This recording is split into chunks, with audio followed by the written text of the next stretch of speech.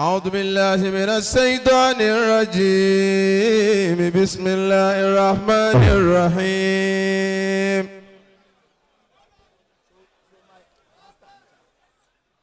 يا أيها النبي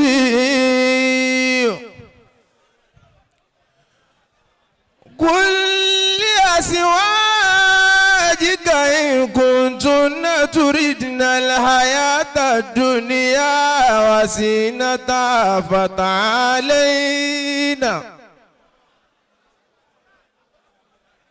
أمتعكن وأسرحكن سراحا جميلا وإن كنتن تردن الله ورسوله والدار الآخرة فإن الله أعد للمحسنات منكن أجرا عظيما يا نساء النبي من يأت منكن بفاحشة مبينة يضاعف لها العذاب ضعفين وكان ذلك على الله يسيرا ومن يقنت منكن لله ورسوله وتعمل صالحا نؤتها أجرها مرتين وأعتدنا لها رزقا كريما يا نساء النبي لستن كأحد من النساء إن اتقيتن ولا تخضعن بالقول فيطمع الذي في قلبه مرض وقلن قولا معروفا وقرن في بيوتكن ولا تبرجن تبرج الجاهلية الأولى فأقمنا الصلاة وآتينا الزكاة وآتينا الله ورسوله إنما يريد الله ليذهب عنكم الرجس أهل البيت ويطهركم تطهيرا وإن يريدوا أن يخدعوك فإن حسبك الله هو الذي أيدك بنصره وبالمؤمنين وألف بين قلوبهم لا مقدم في الأرض جميعا ما ألفت بين قلوبهم ولكن الله ألف بينهم إنه عزيز حكيم يا أيها النبي حسبك الله ومن اتبعك من المؤمنين إنه من سليمان وإنه بسم الله الرحمن الرحيم قال إني عبد الله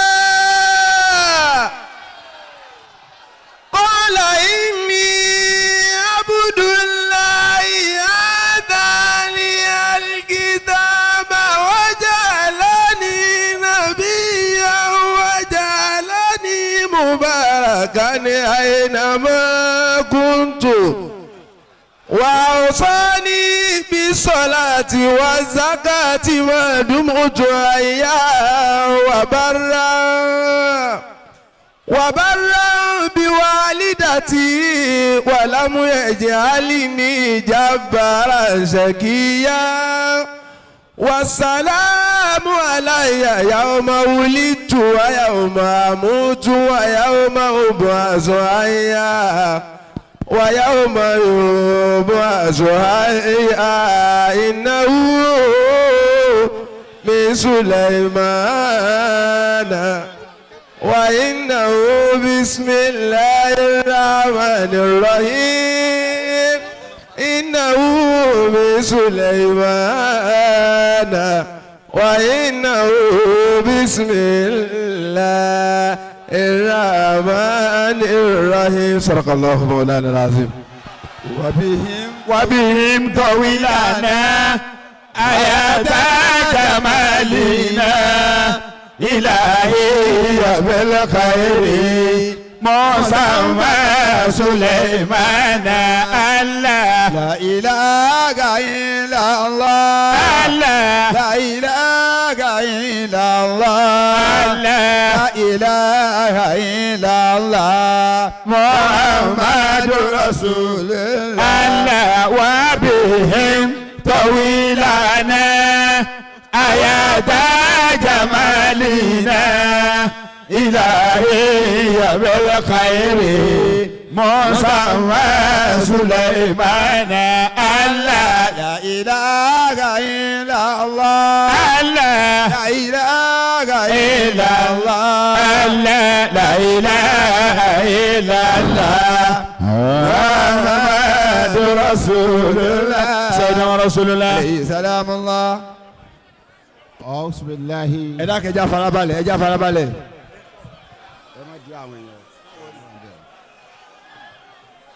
أعوذ بالله من الشيطان الرجيم. ẹni tí ó bá ti ní ṣe kó ń bẹ yẹn ẹ kó ń bẹ. bàbá ẹlẹ́ni tó bá ní sẹ́nìkan ni kó wà ń bí. أعوذ بالله من الشيطان الرجيم. بسم الله الرحمن الرحيم. اللهم صل على سيدنا محمد الفاتح لما أغلق والآتي بالما سبق الناصر الحق بالحق والهادي إلى صراطك المستقيم وعلى آله حق قدره ومقدار العظيم. آمين. هدية مني إليك يا رسول الله صلى الله عليه وسلم. أكي الله أكبر. أي نبي ومحمد صلى الله عليه وسلم. عليكم يا الله àti àánú ẹ̀ kó bá gbogbo àwọn ẹni Ọlọ́run lápapọ̀. Sheikh Ahmed Tijani radiyallahu ta'ala anhu. Maulana Sheikh Alhaji Ibrahim Niyaz radiyallahu ta'ala anhu. Sheikh Abu Bakr Siddiq Al-Miskeen Billah sahibul idrak radiyallahu ta'ala anhu. bàbá wa sahibi wilayatul kubra fadilatu Sheikh Adam Abdullahi Al-Aluri tajamada Allah wa rahmatihi amin. bàbá wa mar'um mufti kabir fadilatu Sheikh Kamaluddin Al-Adabi rahmatullahi alayhi. bàbá wa àgbàlagbàjì Ọlọ́run mọ́ta bá yọ́nú sí wọn. àmín. bàbá wa Sheikh Tajul Adabi Sheikh Tajul Mumin Ọlọ́run yọ́nú sí wọn. àmín. bàbá wa alágbárí gidomọ Ọlọ́run yọ́nú sí wọn. àmín. gbogbo àwọn afẹ́ nìkọ̀ọ̀kan Ọlọ́run bá yọ́nú sí wọn. àmín. Ọlọ́run ẹni Ọlọ́run. àmín. Ọlọ́run Nabi wa Muhammad. sallallahu alayhi wa sallam. bàbá Maulana Sheikh Adam radiyallahu ta'ala anhu. wọ́n ní jọ́ mi ọ̀rọ̀ ọmọ abẹ kò ní sáyé. Allah. ọlọ́jọ́ mi ayé ọmọ abẹ kò ní sọ̀rọ̀. Allah. ọlọ́jọ́ mi ọ̀rọ̀ wà ayé wà àmọ́ àtàsọ fún wa nídìí wọ́n jòkó. Allah. àmọ́ lónìí àwọn tó ṣe bá sọ̀rọ̀ ń bẹ ń kalẹ̀. mashallah. ìwọ̀nba gbólóhùn méjì tá a bára wa sọ ọlọ́ọ̀ni ọ wà. bẹ́ẹ̀ ni bàbá. àmọ́ àsìkò rún ó ti wọlé dé. ayyadakumullah. àmọ́ bàbá Ọlọ́hunkẹ́mi adamallahu hayata Ọlọ́hunkẹ́mi.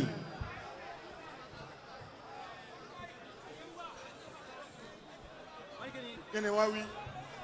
Akimi salata liduluki samsi ila ghasaqi al-layli. Atọ́lọ́lá òbákọ́ ọlọ́nkẹ́mi. mo kí ẹ dákun torí àkókò gbogbo àtọ́ wa kalẹ̀ mo bá fẹ́ kẹ́lẹ́ ọ̀kọ̀ọ̀kan ọjọ́ wa lọ. Ọjọ́ lọ ilẹ̀ yìí kún bàbá. àbá mo kí prof wa Allahu ayata. Alhaji wa Sulaimon Amana Allahu ayata. Ọláríwájú ibi ọ̀dà adé ọlọ́mọdé ọ̀tàkù Àmín Mufty Diyar. Al-Barkah ọlá àwọn ẹni ọlá àwọn tọ́sẹ̀ yìí kalẹ̀ tí wọ́n ń jẹ́ malẹ̀ ọlọ́mọ kuru gíga náà o. Àmín. ọlá àwọn afa. Àmín. gbogbo àwọn tó ti lọ ọlọ́mọba ayọ́nu sí wọn. Àmín. yà á lọ sẹ́yìn wọn pẹ́ o. Àmín. mo kí Alhaji wa Abdulrasaq ọlọ́mọta bá mi dún tì í. Àmín. mo kí ẹ sí wa. Allahu ayata. mo ká wọn sí wa sẹ́kìlì bayan. Allahu ayata sahibul mo kí bayan. bàbá wa alágbàjì.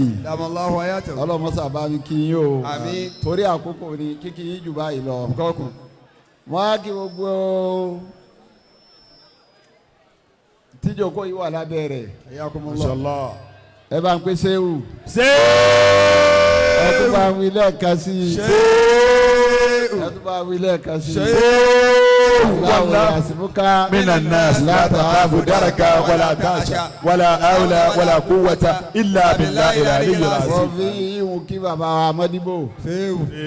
ọlọ́run bá a kí í jù. Àmín. ọlá nàbí. wọ́n fi kí bàbá wa Ìmọ̀tápà. Allahu ayata yìí ma ta. wọ́n á kí dọ́kítọ́rù wa Murtada. Allahu ayata doctor. anabi ní anna madinatul ilmi. Wa aliyu babuha. Ọlọ́run nílùú mà àmàdìrẹ ẹnu ọ̀nà bàbá wa ọba ìlú Ìlọrin àti gbogbo agbègbè rẹ̀. Ọlọ́run mọ́sá bá mi kí yí o. Àmín. Ajiwa Jaguma àlùfáà gbogbo yín mo kí. Ẹrù. Gbogbo yín mo kí o. Àfáà Zakariya Aji Qasim Sir Maktoum gbogbo yín náà mo kí ẹ dákun torí àkókò ni. Ẹ wá kárí gbogbo ẹ̀yin jàǹkàjàǹkà tẹ́ wà ń bí. Ibi ọ̀dà adé Ọlọ́run níjọ́ takú bẹ́ẹ̀. Àmín.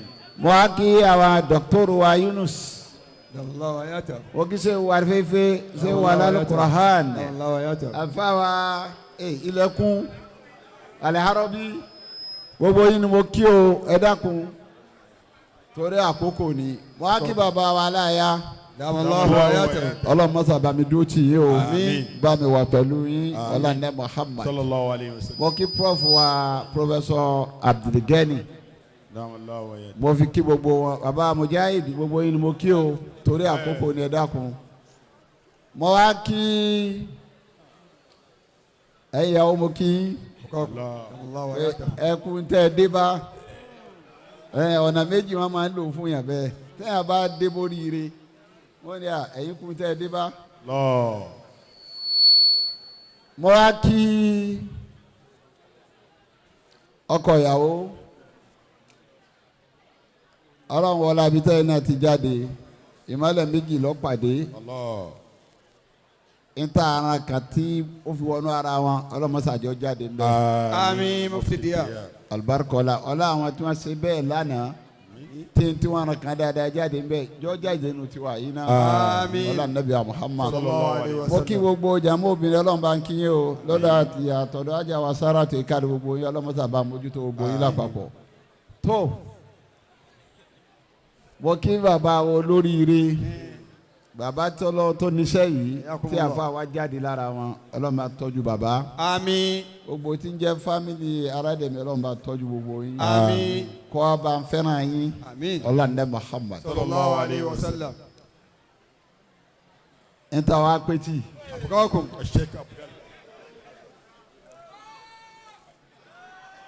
ọlọ́run ó ṣe dáadáa fún lóyún pípọ̀. Alhamdulillah. kò sí ń tọ́lọ̀ ń dá tì rẹ̀ ọlọ́run nìkan ni rẹ̀. Allahu akbar. àmánu dáadáa tọ́lọ̀ ń ṣe fún lóyún níjọ́ tó ti di ọmọ ajẹ́ lọ́rin kọ̀rẹ́ rí. Allah. Alhamdulillah. báwọn kan bá ti lọ tọ́dà bíi pé ilẹ̀ fẹ́ dá ọlọ́run sì tún nàró àwọn míì. Allah. kì í bọ́ bá sì fẹ́ rọ wọ́n kì í rọ wọ́n níwọ̀n. kì í rọ wọ́n níwọ̀n o yóò rọ wọ́n tán yányán ni o. Mashallah. bẹ́ẹ̀ ni Ọlọ́run ṣe wa Abdullahi adamallahu wa yata olohunkemi. bàbá wa Ọlọ́hunkẹ́mi Arademi damallahu ayatahu. Al-Barkah kò sínú àṣà mi eyín yàn o. ayadakumullahu binasiri. mo sọ wá síjó ní kódà àmọ́ bí wọ́n ti máa ń yin olówó bí wọ́n bá lóun fún mi fúgàmù bá ń gbà owó wọ́n ní má gbà ẹ̀yàn mẹ́ gbà á. bẹ́ẹ̀ni. torí kí n má ma bára kálọ́jẹ́ mi náà wọ́n mọ̀ bá a ti ná tọrọ kọ́ bọ̀. bàbá Mufti. àmọ́ sọ̀rí ìran gèfèrí méjì ní bẹ́ẹ̀ bàdà bisimilahi rahman rahim. أعوذ بالله من الشيطان الرجيم بسم الله الرحمن الرحيم وقل الحمد لله وسلام على عباده الذين اصطفى الله خير عما يشركون ربي أوزعني أن أشكر نعمتك التي أنعمت علي وعلى والدي وأن أعمل صالحا ترضاه وادخلني برحمتك في عبادك الصالحين وقالوا الحمد لله الذي أذهب عنا الحزن إن ربنا لغفور شكور وقل ربي أدخلني مدخل صدق وأخرجني مخرج صدق واجعل لي من لدنك سلطانا نصيرا. Bible Quran now. Gèfèrí méjì ní bẹ àwọn kan bẹ èyí tá a mọ̀ tó gbajúmọ̀ ni àwọn tí ọ̀gbọ́n abọ́gibọ̀pẹ̀ tá a mọ̀ pé gèfèrí nì ó ti gbajúmọ̀ ń kálukú ti yú sí ma àmọ́ gèfèrí kan bẹ tó le ju àwọn eléyìí lọ. Ina gèfèrí wo ni kọ́ ma dami Ọlọ́run ọba ma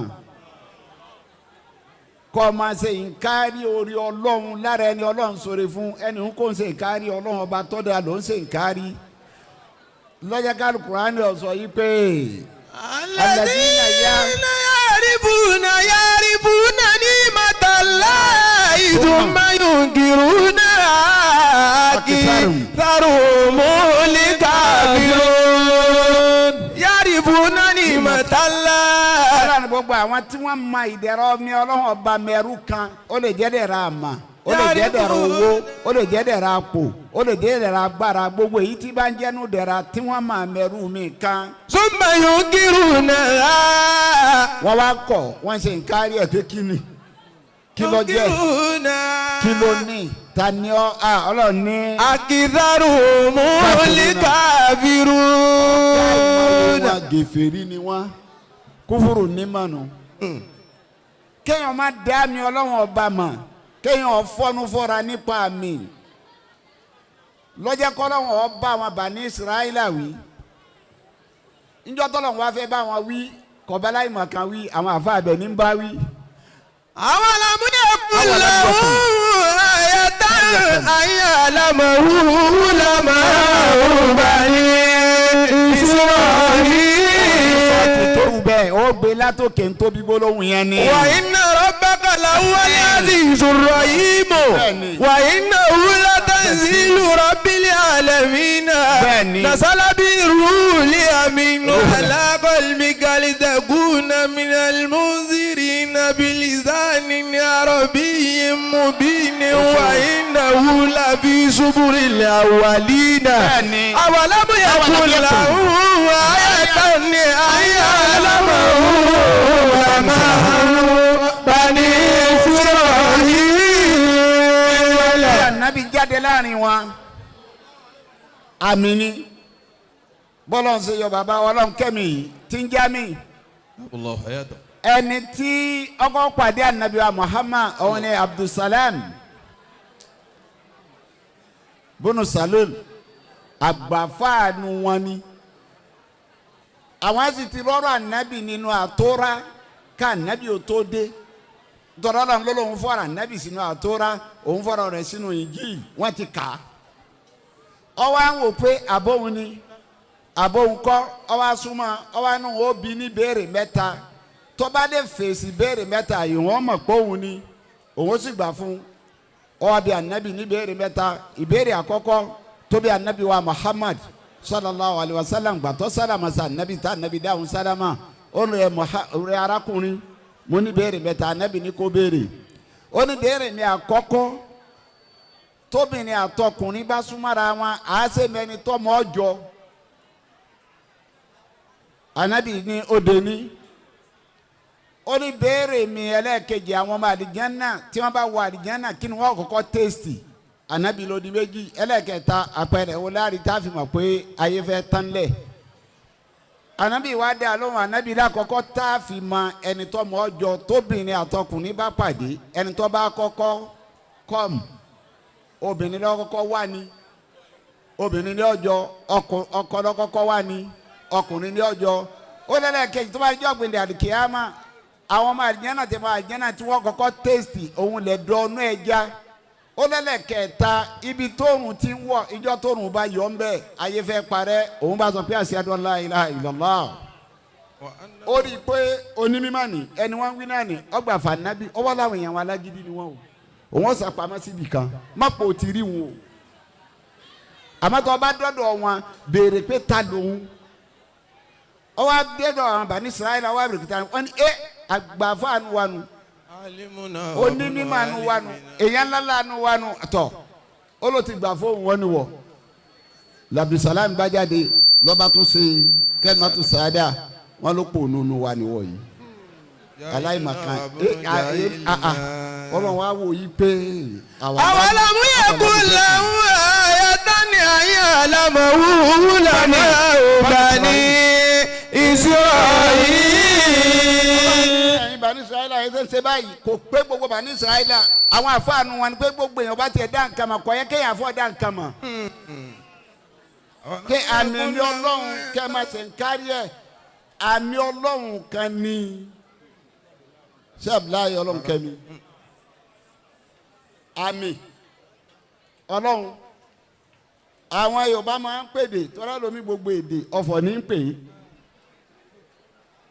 èdè Yorùbá àkọsílẹ̀ Yorùbá yàtọ̀ fọ́fọ́ Yorùbá ni máa ń sọ̀rọ̀ pé omidan ní mojú omidan ọdẹ apẹ̀kìrì ní mọdẹ apàdá.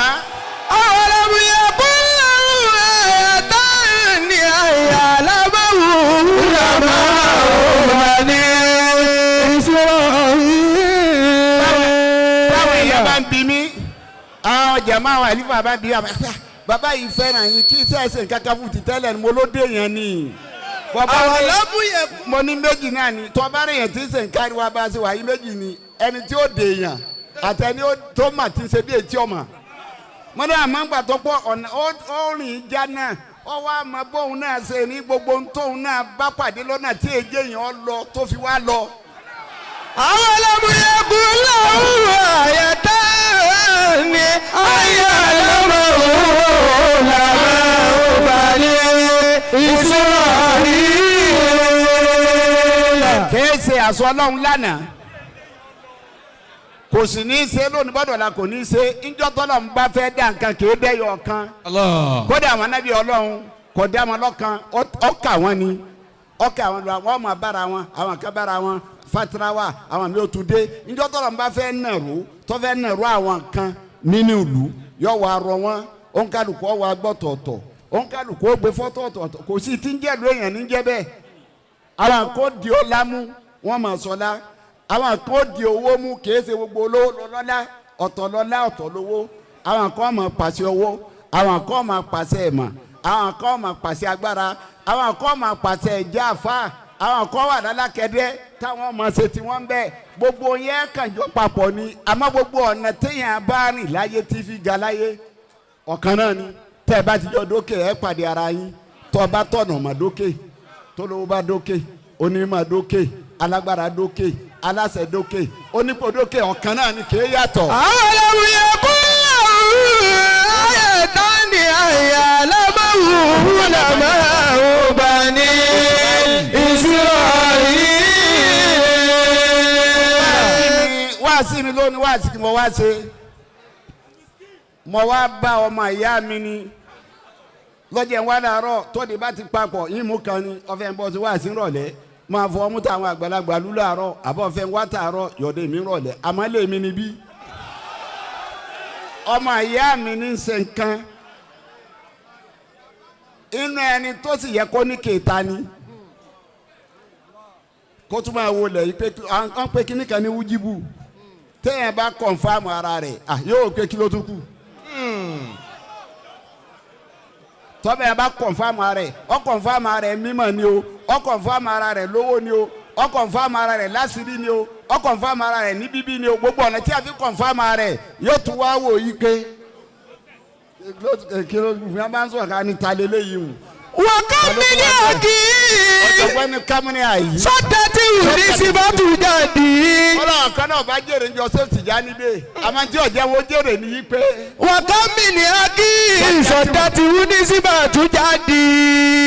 ọ̀sẹ̀ Tìjání dé àfáàní nàṣúfì ní tí ọ̀jẹ̀ wo jèrè wọ́n wò pé èmi ọmọ lágbájá. ní sí bá tún jáde.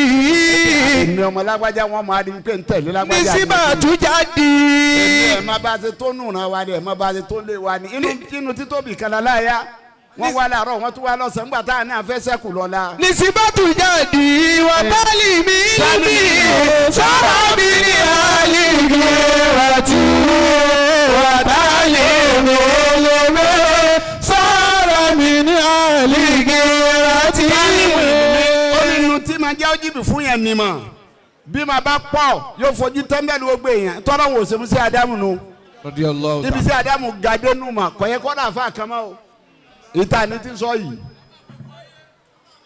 àmọ́ síbẹ̀síbẹ̀ bàbá pín àwọn àfáàsì mẹ́ta wọ́n di pé àwọn kan ti ṣiṣẹ́ káwọn tó dé àmọ́gbò òféfọ́ wọn ó sì nàró wọn inú kòtò ìwọ̀n celebrate wọn mọ́nu kòtò wọ́n ti lọ o nígbà tí federal government ti bá ń fún yàn láwọ́ọ̀dù mọ́nu kòtò bẹ́ẹ̀ ni fún wọn láwọ́ọ̀dù mọ́nu kòtò kádàmù tọ́lọ̀ ń bù wọn wọ́n fi yè wọn ẹ̀dọ́kẹ́ ẹ̀sẹ̀ sùúrù kádàmù tọ́lọ̀ mu sí Ádámù yìí wọ́n fi yè àwọn bàbá wọn mọ́nu kòtò pé ẹ ṣiṣẹ́ ìgbò fẹ́fọ́ yín ni èmi tí wàá dé nìṣí ìwà nàró yín ọ̀sẹ̀ bẹ́ẹ̀ fún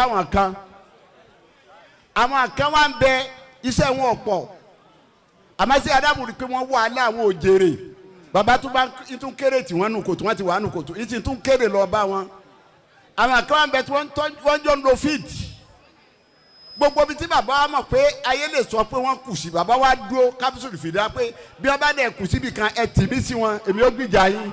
wọ́n tálí mi níbí sọ́ra mi ní àlìgé àti wọ́n tálí mi níbí sọ́ra mi ní àlìgé àti. lọ́nà fi ní síbò ṣẹṣẹ nu wọn náà ṣẹ́kù ẹnì kò lè dá sí o ẹnì kò dá yẹn ṣe ntọ́lọ́mba yọnu gbà rẹ gbàpọ̀ oore rẹ ni àwọn anabi Ọlọ́run tí a fi lọ ọmọ ìyá wọn ṣe ọmọ ìyá làwọn anabi Ọlọ́run bá ṣe ó dìde anabi Ọlọ́run jọ tọ́lọ́run tí wọ́n ṣe Ọlọ́run tọ́lọ́run wá fẹ́ pé lọ destroy wọn mọ gbọ́n tó wí.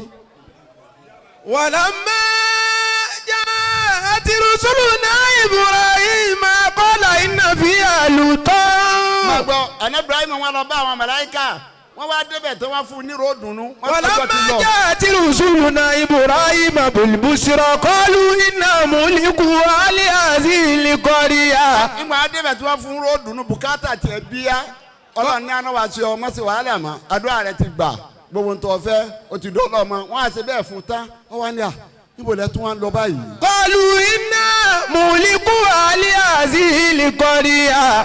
iṣẹ́ ìwé tán ìròdùn ló lẹ́nu àwọn afúnwọ̀ jamalu ló ní a ṣe fún ọkùn jalalu rẹ̀ ìlú báyìí ó ní a lọ dìsọ́ ìwọ̀n kápá wọn rẹ̀ ń bẹ̀ kápá gbogbo òlu yẹn rẹ̀.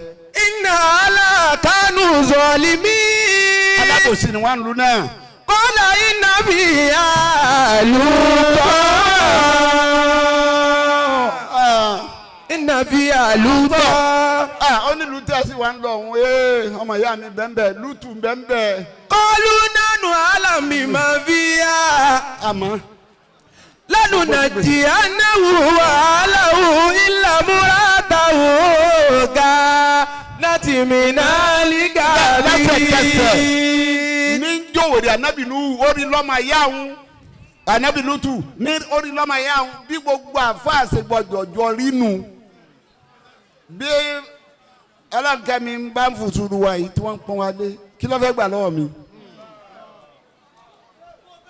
owó ń bẹ lọ́wọ́ ẹ̀ yàtọ̀ fún pàtìrì rẹ̀ bò àṣírí àwọn kan bò wọn ọ̀jà gbádùn mọ́ wọn ò lówó lọ́wọ́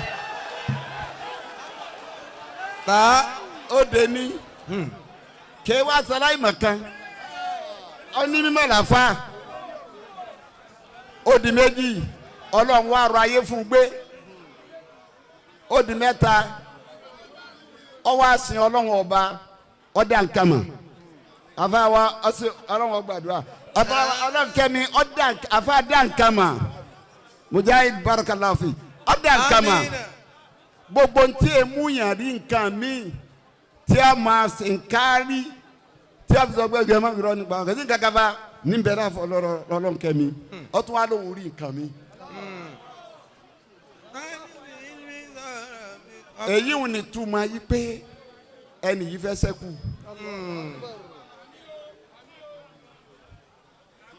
ẹni tá àìmọ̀yàwó yẹn tá nàró tá tọ́lọ̀ ni wọ́n tọwọ́ wa dèèyàn lónìí tí wọ́n dọ̀ta.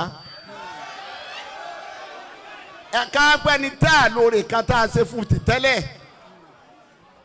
tọ́wọ́ adé yìí pé gbà náà sẹ́ èmi rí i pé àmì ọlọ́run lélẹ́yìí iṣẹ́ ọlọ́run sì ni mo á sì dúró tì í mo á sì fún ní support so irú báwọn irú èèyàn báwọn ó ti dèèyàn wíwò àmọ́ ọpẹ́ tí màá dá fọlọ́run ni pé gbogbo ń táwọn èèyàn bá ṣe ní máa wo kálukú ni bẹ́ẹ̀ tí mo bá wò lọ sí i bẹ́ẹ̀ nìkan bá ti bẹ̀rẹ̀ controversy àbí kẹlẹ́ yìí olóyìnbó ń pè controversy àbí ká sọ pé gàtírásà ẹ máa sọ fún yín pé òsínú àwọn tájọ lónìí. wọ́n ká mílíọ̀nù sọ́dọ̀tì ní síbátù jáde ọ̀tálì mílímì sọ̀rọ̀ mílíọ̀nù ọ̀tún ọ̀tálì mílímì sọ̀rọ̀ mílíọ̀nù ọ̀tún.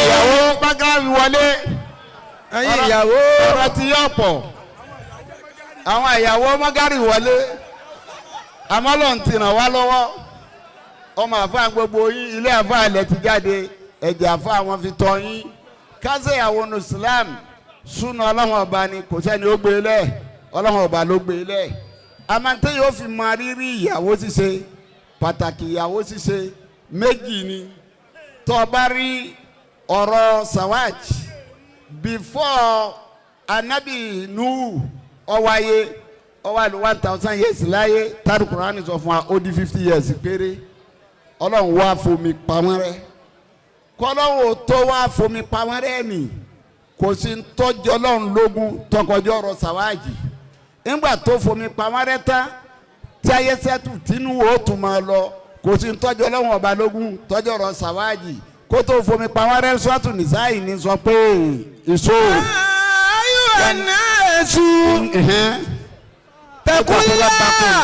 تقول ربكم الذي جعلكم من نفس واحدة وخلق منها زوجها وبث منهما رجالا كثيرا ونساء واتقوا الله الذي تساءلون به والأرحام إن الله كان عليكم رقيبا.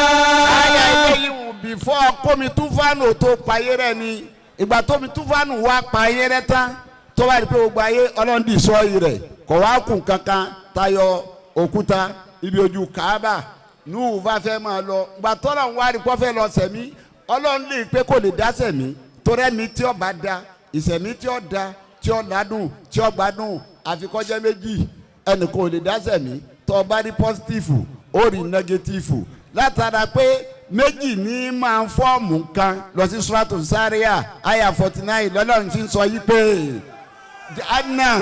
dalina min kulli shay'in zawjayn kalakina. ọlọ́run níbi méjì lèmi ọlọ́run ọba ni mo píkì wọn lẹ́yìn ọlọ́run ọba nìkan tó já so kọ́ sáso mọ́ bí èèyàn ọba ṣe nǹkan láyé ẹ jẹ́ méjì ni ọkùnrin àtobìnrin obìnrin àtọkùnrin obìnrin ni kò lè dá nǹkan ṣe àfikún ọlọ́kùnrin lẹ́gbẹ̀ẹ́ ọkùnrin ni kò lè dá nǹkan ṣe àfikún olóbìnrin lẹ́gbẹ̀ẹ́ ọlọ́run wá rí pé wọ́n Nuhu fẹ́ máa lọ ayé ti parẹ́ ó fẹ́ bẹ̀rẹ̀ gbèsè ayé mi ọlọ́run fẹ́ lọ ẹ̀ lè sọ síìdì kẹ́ tó sọ síìdì mi tẹ́ fẹ́ lọ ni àfi kó o mú ní méjì méjì pé. Qulna ihmil fiha min kulli zawjayni isnayni. ọlọ́run tó fẹ́ kó dání wọnú takọtabo ni kò jẹ́ òwúgbọ́ àwọn ẹranko tó mú un mbà kọ́ máa bò. ọlọ́run méjì tó bá mú òun ni ó mú yín sọ síìdì níbi tẹ́ lọ sàwájì ni. nígbà wọn wá lọ bẹ́ẹ̀ tán ọwọ́ adébí wọn gbé ọlọ́run wá fẹ́ ká mọ bí sàwájì ṣe tó èyí tó dáa nínú sàwájì wọ́n lè ta àjòkó tì í èèyàn kì í ṣe sàwájì ní bòńkẹ́lẹ́ èèyàn kì í ṣàdédédé wọn mọ mọ́kọ rẹ kọ́ ẹ pé oyún láàrì ọlọ́run ọ̀pá míìtì kò fọwọ́ sí boyfriend and girlfriend ọlọ́run ò fọwọ́ sí èyí tó fọwọ́ sí ní pé wà nídìílé ìyá àwọn ìdílé ọkọ wọn wà tọrọ rẹ àmọ́ àwọn tó fẹ́fẹ́ bá ti mọ àwọn ará àgbàjì irú ẹ̀tọ́ sẹ̀rẹ̀ níláyé tí wọ́n kà sàdédé ló fi dẹjọ́ lọ sí suratu Mariam. Qalu ya Mariam laqad jiti shay'an fariya ya ukhta Haruna wa qad abuki murasahi wa ma kanat bagiya. sàdédé rọ́yún nu Mariam ni Qalu ọ̀rẹ́ nìkan wá tọrọ wọn ọ̀rẹ́ nìkan wá dáná ó sì ní ìṣesí tí wọ́n ń bá bọ̀ tẹ́lẹ̀ lọ́jọ́ wọn sọ yìí pé. Qalu ya Mariam wọ Mariam. laqad jiti shay'an fariya. ọmọdé pẹ̀lú nǹkan àtijú nu fámìlì wa yìí. ya ukhta Haruna ọmọ ìyá Haruna. ma kana abuki murasahi. bàbá tó bí ọtí bẹ́ẹ̀nù ra wa kìí ṣe bàbá bú. wa ma kanat ummuki bagiya. ìyá tó bí ọ kìí ṣe alágbèrè. fasarati ilayhi. nígbà ọ̀rọ̀ ti dà bẹ́ẹ̀.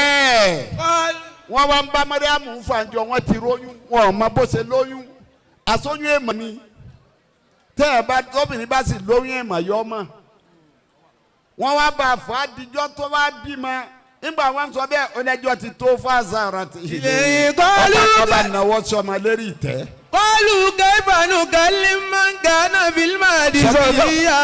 wọ́n ní sọ gbádùn àbóyún tó ní abísíwìn ni sọmọ tó wà lérí tí ọmọ ẹjọ́ kan máa ń sọ̀rọ̀ ni. kọ́lá yìí ní Abdullah. ọlọ́run ní ìwọ sọ̀rọ̀ Abdullahi. kọ́lá yìí ní Abdullah. ọlọ́run náà tẹ̀lé ìtẹ́ mo ti fi ọmọ sọ̀rọ̀ bára bá dẹ̀ mí bá ń ṣe ìyanu tẹ̀ wọ́n á wò pé láti kékeré bí ó ṣe bá dàgbà ni. kọ́lá yìí ní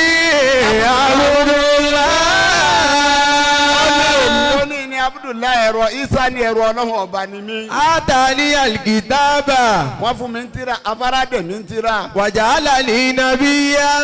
àtúnṣe láàfà àtọ̀yanjú. wàjálàní mubarakan aina ma kuntu. gbogbo tó bá dé láyé máa jọ ọmọ alárùbáríkà la ṣe fún. wà ó sọ́ni bí sọ́láàtì. a ti sọ fún kó o gbọ́dọ̀ fi rún lẹ̀. wà zakati máa dùnmù tó háyà. bọ́ọ̀ bá fi rún àtìrún wà bá fi rún lẹ̀ o sì gbọ́dọ̀ fi sàrà lẹ̀ bó ṣe yọ rẹpẹtẹ lọ́sàn àbí ṣe yọ káàkiri. wà bàrà mi wà ní dàdí. àtìyá àti bàbá ọmọ rẹ ni kí n jẹ́ fún wa. wà lámìyànjẹ àlì jábára ṣàgíyà. ẹ sì lè bá nínú ẹni tí wọ́n máa lọ́yàn lọ́wọ́ gbà. wà sàlámù aláyàyà ọmọ wòlí tù. ìjọ wọn ti bí mi ni wọ́n ti yanjú ọ̀rọ̀ mi. yàrá ọmọ àmújù. bí ṣe ló ti fi lọ́dọ̀ ọlọ́run ọba ni. wàyà bá odò àṣọ ayé. bàbá àtẹjọ́ ògbódìdè ní ẹni ọ̀la ní wá. sálíkà ìsàbùnù mariam kọ́lálẹ̀ akínlẹ̀ síbi ẹ̀mùtàrúnà. màkànà lílẹ̀ ìyáyẹ tẹ̀kísàmì wàlàdí subhana ìsàbọ̀dọ̀ àwòrán fàyínàmà yọkùnrin ìtìlọ̀ mi wá rèé tó lọ́jọ́ ti lọ. adamallahu hayata. gbogbo ẹ̀yin ẹbí tí bàbá wa Arademi jáde lára wọn nínú fámìlì tó ti jáde tó lọ́n fi sọ̀sọ́ fún sẹ́rí mẹ́rẹ́kọ ọlọ́run kò é ṣe nǹkan tó jìnnà àmọ́ mẹ́tọ́dọ̀ ọlọ́run ẹ̀jẹ̀ fi hàn yín gbogbo wa lọ́mọdé yìí àmọ́ tí wọ́n ń pè ní àdán ẹyẹ kan ni bọ́ọ̀bọ́ wa débi igi ó rí ọwọ́ apọ̀ ń bẹ̀rẹ̀ bẹ̀tẹ̀ wọ́n mọ̀ wá sọ dìdìdìdìdì tẹ́ ẹ bá gbọ́n igi ìmì tọ́wà lójúde yín àbọ̀bọ̀ alágbàlá yín ẹ mọ̀ wá gbọ́n yẹpẹ̀ sí tẹ́ ẹ bá bẹ́ẹ̀gì ìhun wọ́n lọ lé mi àdúgbò mi wọ́n lọ wọn ò tún wá lé yín mọ́ àmì ọlọ́run ti yín nìyẹn o á sì hì. nàbẹ́tùláyì lábùmù àyà fàdàrú àtàkùlù fi àrídìláyì wàlá àtàmásù àbísù ìfàyà àbúzàbò àzàbò Naqatullahi. Nákọ̀ ọlọ́run kìí ṣe tànẹ́bì sọ́ọ́líwù nìkan. Ràkúnmí ọlọ́run ọba ní. Àmì ọlọ́run ọba ní. Èèmọ̀ ọlọ́run ọba nìyí. Ẹ̀sọ́ ọlọ́run ni. Á sì hìnà gbogbo tó bá jáde ọlọ́run. Ọlọ́run lámì mi ní o. Lakum aya fataruwa. Àmì mi ní jẹ́ sàrúwá ẹ̀yìn inú ẹ̀ pati. Má wá díẹ̀ ká má ò lè rí. Takulu fi aridillahi. Má tọpinpin rẹ̀ má o. Èyí tó fi máa tọpinpin ẹ̀wọ́ náà béèrè tiẹ̀ lọ́dọ̀ ọlọ́run. Wala tamassuha bisu'in fayakhudhukum azabun qarib. Kò sí fọwọ́ aburú gbá mú ọlọ́dẹ tó bá fọwọ́ aburú gbá mi mú. Fayakhudhukum azabun qarib. Ọlọ́ níyà tó súnmọ́ ni mo ti pèpè àyàwó kalẹ̀ pé wọ́n fẹ́ dìsọ́ àyè mi ìwọ náà ó sì parẹ́. Àyè dìsọ́ àmì ọlọ́run tó dé bá àwọn nǹkan kan fara dẹ̀ mi ká tó máa lọlé. بشراك يا شيخنا المبجل أرادمي دمبك الخير بشراك يا شيخنا المبجل أرادمي دمبك الخير بشراك يا شيخنا المبجل أرادمي بشراك يا شيخنا المبجل أرادمي بكل خير بشراك يا شيخنا المبجل أرادمي بكل خير شيخنا المبجل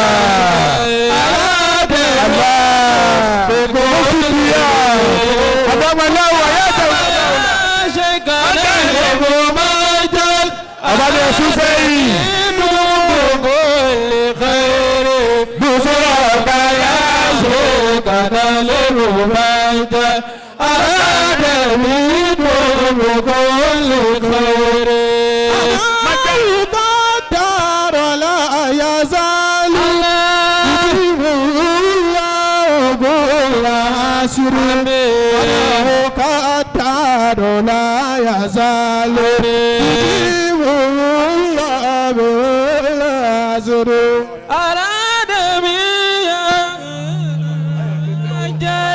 أرادمي دم بقول بشراك يا شيخنا المبجل أرادمي دم بكل خير بشراك يا شيخنا المبجل أرادمي بكل خير بشراك يا شيخنا الكريم أرادني دم بكل خير بشراك يا شيخنا المبجل أرادني دم بكل خير بشراك يا شيخنا المبجل أرادني دم بكل خير